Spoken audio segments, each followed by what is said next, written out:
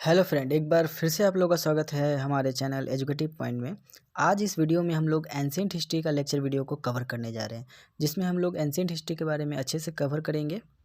आज के lecture video में हम लोग इस वीडियो में एंशिएंट हिस्ट्री के विभिन्न विभाजन, उसके लिपि के आधार पर विभिन्न कालखंड में कैसे हुआ, उसका जितना भी जानकारी के स्रोत है उसके बारे में अध्ययन करेंगे। जैसे प्री हिस्ट्री यानी प्रागैतिहासिक काल, प्रोटो हिस्ट्री यानी आधे ऐतिहासिक काल तथा ऐतिहासिक काल के बारे में अच्छे से समझेंगे, वो भी कॉन्सेप्ट के साथ एनिमेटेड फॉर्म में। तो आप लोग जुड़े रहिए हमारे वीडियो के साथ।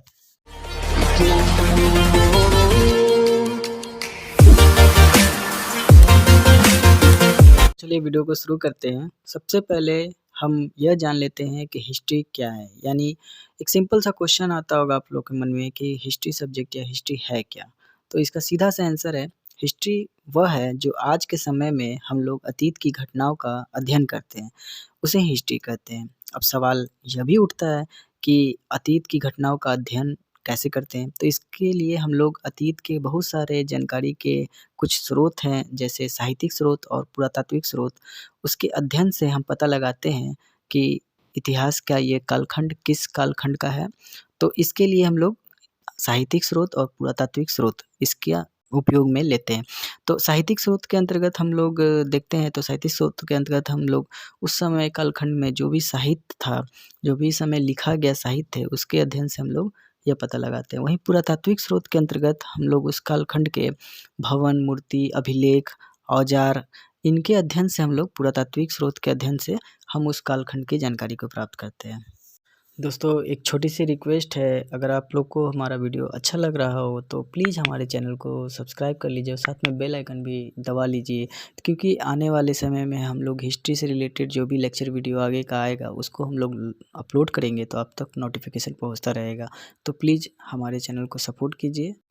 तो दोस्तों, अब हम लोग टॉपिक को आगे बढ़ाते हुए देखते हैं। तो इतिहास का विभाजन उसके लिपि के आधार पर 3 भाग में बाँट कर देखते हैं। यानी इतिहास का विभाजन हम लोग 3 कालखंड में बाँट कर देखते हैं। पहला है प्रागैतिहासिक काल, जिसको प्री हिस्ट्री कहते हैं। वहीं दूसरा है आधे ऐतिहासिक काल, जिसको प्रोटो हिस्ट्री कहते हैं। और तीसरा है ऐतिहासिक काल यानी हिस्टोरिक पीरियड, जो 600 बीसी के आसपास में थी। प्री हिस्ट्री, यहाँ पे लिपि नहीं थी, यानी लिपि का कोई साक्ष्य प्राप्त नहीं हुआ था। इसे स्टोन एज भी कहते थे, क्योंकि यहाँ पे पत्थर के बहुत सारे औजार प्राप्त हुए थे, जिसे पाषाण युग भी कहते हैं। वहीं प्रोटो हिस्ट्री में हम लोग को लिपि तो प्राप्त हुई, किंतु वो उसको पढ़ा नहीं जा सकता, क्योंकि उसका लैंग्वेज समझ में नहीं आता था, तो इसलिए इसको पढ़ा नहीं जा सकता था। उदाहरण के तौर पे हम लोग देखते हैं सिंधु घाटी सभ्यता, क्योंकि वहाँ पे हम लोग को लिपि तो प्राप्त हुई है, जिसको पढ़ा नहीं जा सकता।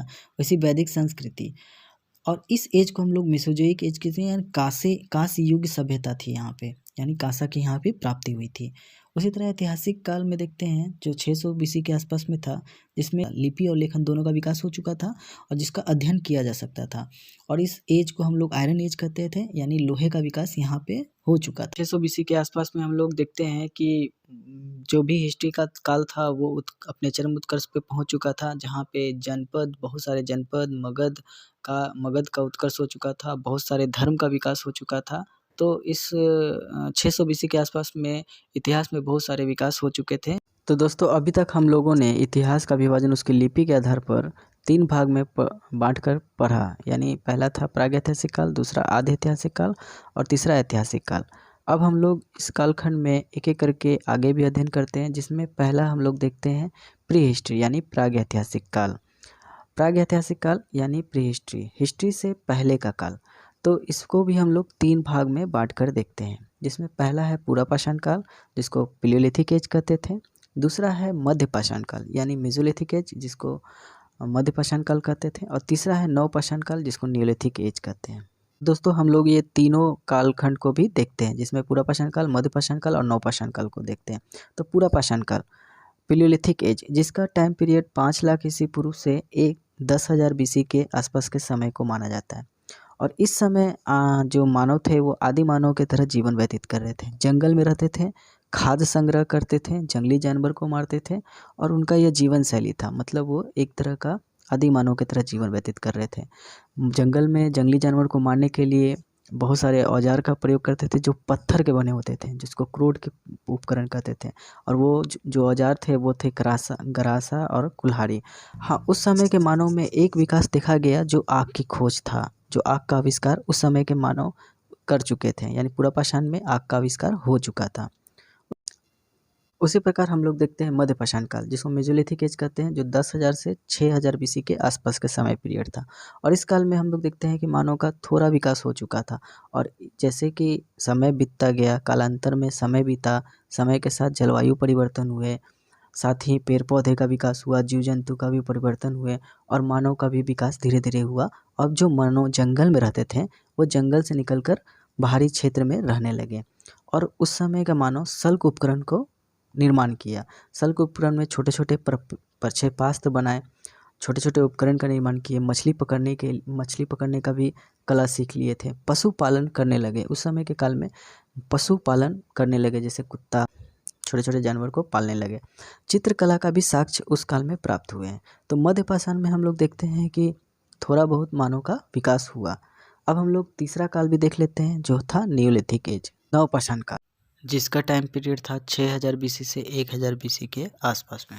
इस काल में हम लोग देखते हैं कि मानव का विकास और भी आगे की ओर अक्सर हुआ, जिसमें अब मानव वहाँ का कृषि विकास करने लगा।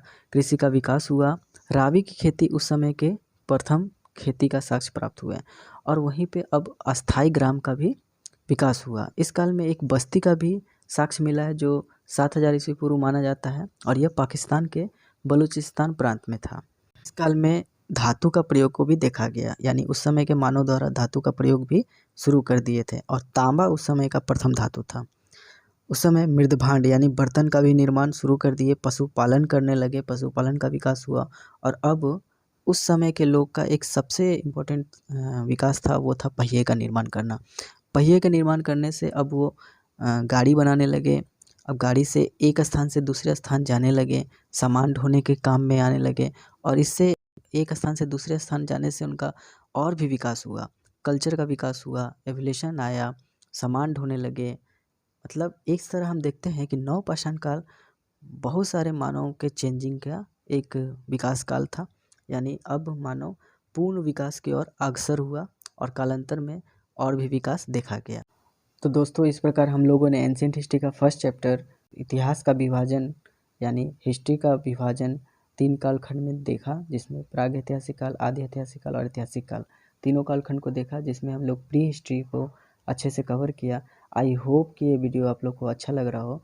आगे वाला चैप्टर में हम लोग और भी एंशिएंट हिस्ट्री का नेक्स्ट चैप्टर, जिसमें हम लोग इंडस वैली सिविलाइजेशन को भी कवर करेंगे।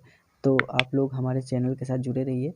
आई होप कि ये वीडियो आप लोग को अच्छा लगा हो तो प्लीज़ हमारे चैनल को लाइक कीजिए, शेयर कीजिए और सब्सक्राइब करके बेल आइकन दबाना ना भूलें। धन्यवाद।